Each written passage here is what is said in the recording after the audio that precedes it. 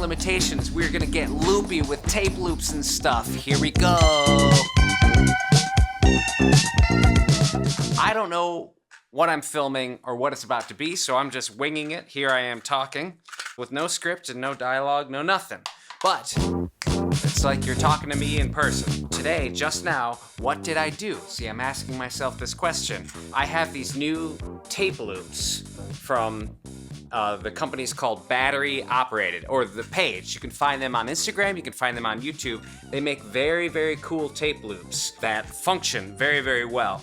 And I want to build some music with drums as the centerpiece of the tape loop that I could bounce down to reels and bring back and create a song out of. So what we just did was fill up 2 tape loops, Eric and I.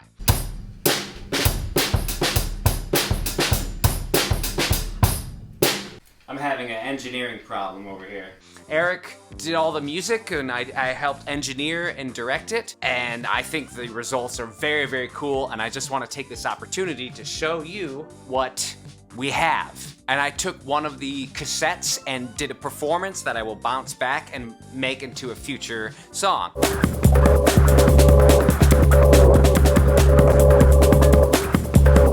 That full performance will be definitely on Patreon for patrons. This was the second loop we did. The first loop, I recorded a drum machine kick drum kind of as the tempo keeper. You gotta finesse the timing of it so that when it loops around, it's still in a groove and it's still in time and not random. I'm just doing guessing work. So you could do, are you using the tape speed? Yeah. That's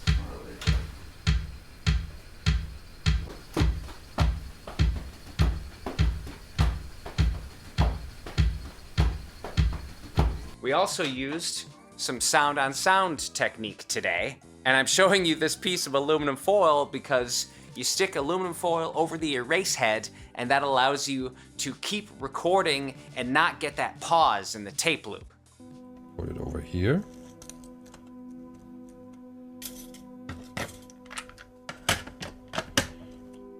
And now, if I hit record and play, the erase head will be covered by the aluminum foil. If that doesn't make sense to you, hit me up in the comment section below and I'm happy to clarify. But let's listen to what Eric laid down first on this tape loop. Yeah.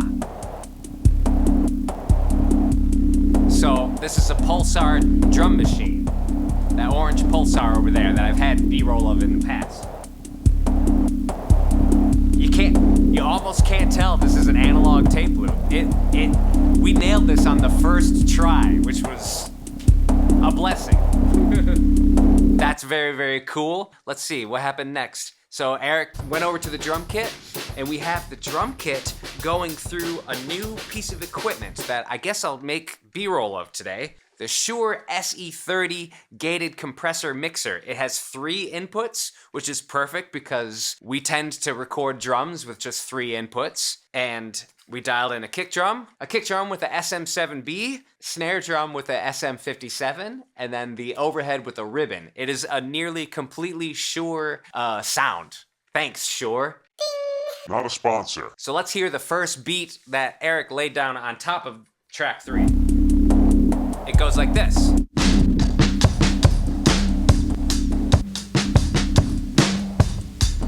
Nasty. Both of them together.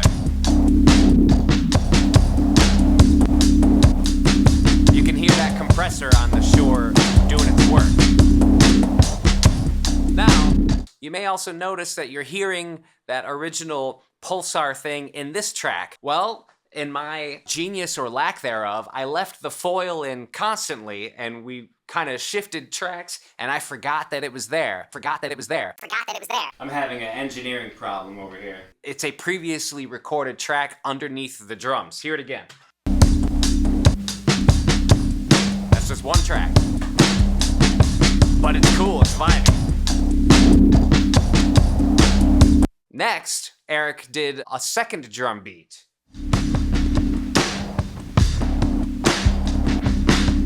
I hear it with the other drum beat. 2 beats. Now for this beat,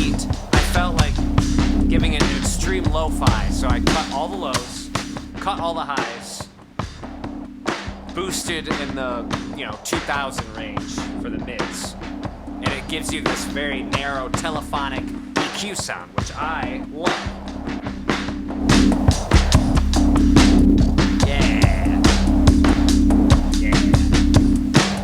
That's fun. And finally, last thing he laid down was just a good old classic tambourine. It accidentally also has some of the other track in it. I'm having an engineering problem over here.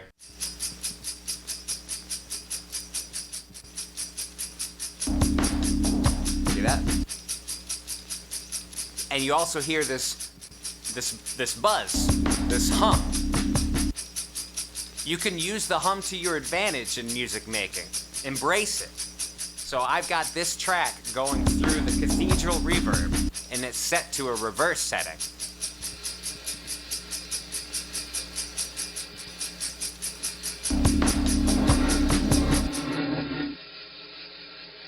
That's just the cathedral signal, because I've got it tape out. I've got it pre-fader.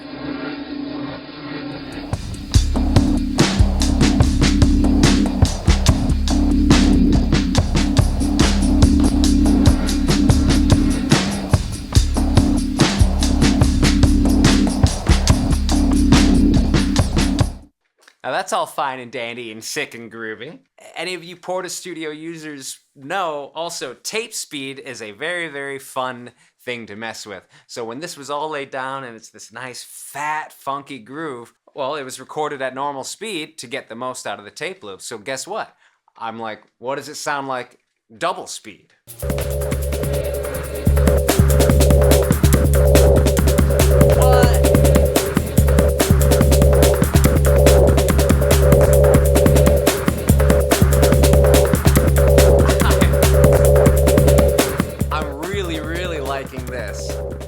So I got the idea to take that pulsar drum signal, throw it through the slicer and the multi-overtone to give it some rhythmic variance and to go back into 7 and 8.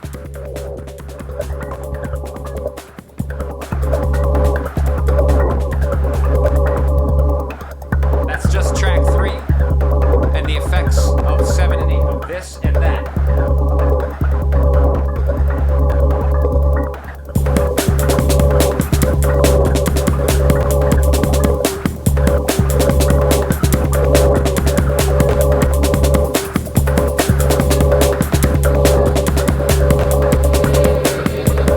Pretty fun, right? That's the vibe. That's going to be a track. I have a gig to go to and I have a time limit. So I took this and I performed, with faders and created an arrangement and recorded it to the reels. That's called an external bounce, and I'm gonna bring it back into another cassette and we're gonna build a new track. But I'm gonna leave you with a bit of the performance of that track. And patrons get to have the whole kit and caboodle. They're gonna hear the whole track. That's the kind of things you get if you join my Patreon.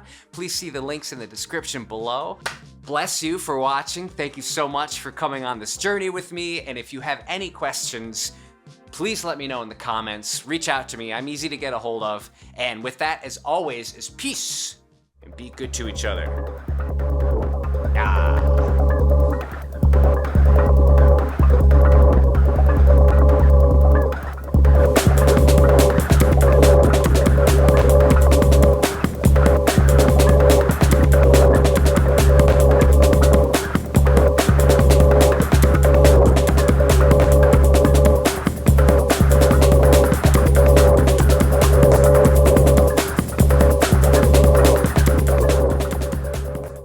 That's it. I don't know what I'm gonna do today.